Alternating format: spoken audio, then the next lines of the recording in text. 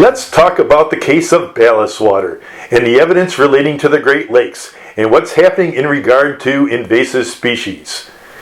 When you're talking invasive species, it all starts with these giant ships. They're freighters, ocean freighters, and they come from all over the world. Europe, Asia, Africa, Australia, South America. All those red and yellow lines, those are shipping routes, very busy shipping routes. These ships are coming into the Great Lakes from the Atlantic Ocean through the St. Lawrence Seaway. Picture a large river. And with all the Great Lakes connected, what happens in one Great Lake will likely impact the others eventually. About 1,000 of these ships make the 7-day, 2,300-mile journey, that's about 3,700 kilometers, into the Great Lakes every year. That's about 3 ships per day. And they're coming empty because they're going to take cargo, goods, back to their countries. What kind of cargo do they seek? Think Midwestern states like Illinois, Indiana, Iowa, Kansas, Nebraska. What do they grow there? Think corn, wheat, grains. How about the Upper Peninsula of Michigan, the UP, or Ontario? Think deep, in the ground. No, not potatoes. Think copper, or iron ore, which makes steel, or nickel. So we're talking minerals.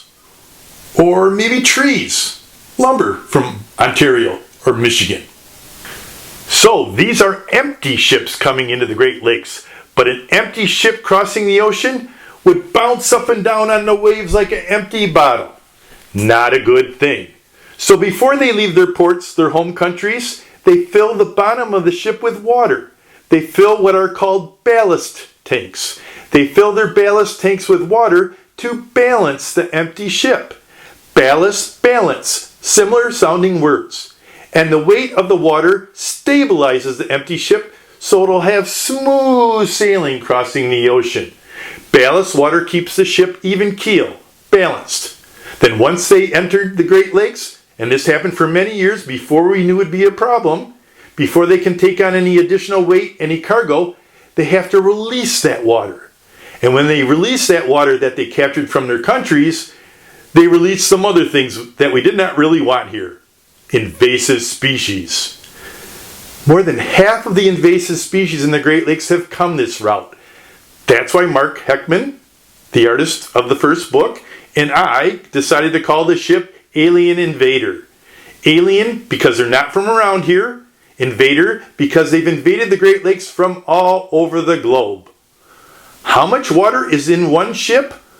One freighter alone can carry enough water equal to the water found in 10 Olympic-sized swimming pools. That's a lot of water. A lot of room for potential invaders. Now, a couple of hundred years ago, those ships were unable to enter the Great Lakes. There was a natural barrier. What was the natural barrier? Well, when you have 2 bodies of water with different elevations, what happens? For example, the difference between Lake Erie and Lake Ontario is 326 feet, close to 100 meters. What happens when the water flows from one higher body of water to a lower one? A waterfall. What is the most famous falls in North America? Niagara Falls. Niagara was a natural barrier that prevented freighters from entering into the other Great Lakes. So what happened? Well, in Canada, they built the Welland Canal. In the US, we built the Erie Canal. And those canals, along with a series of locks, like the Soo locks, allowed ships to navigate through the Great Lakes. Locks are like gates that allow authorities to either raise or lower the water level to let ships enter. Again, from all over the world. But in particular, they came from this part of the world, Eastern Europe. Look at the Black Sea and Caspian Sea. Nothing like the Great Lakes. In fact, one might argue there's little great about them. Many of the invasive species in the Great Lakes have come from this area, all because of those ships and their ballast water.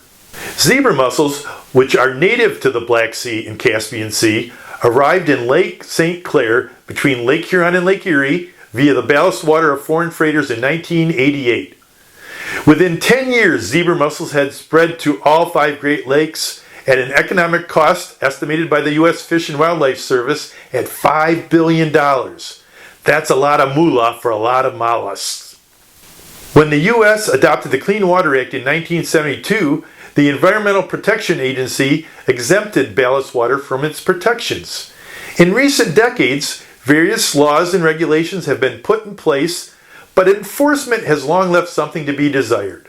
For example, freighters are now supposed to flush their tanks in the ocean before they enter the Great Lakes, but not every ship fully follows these recent rules. So ballast water continues to be an issue to this day. Consider this. Ballast water spreads an estimated 7,000 living species to new habitats across the globe. That's a lot of potential trouble waiting to wash up to your shores. I hope you've liked what I've shared.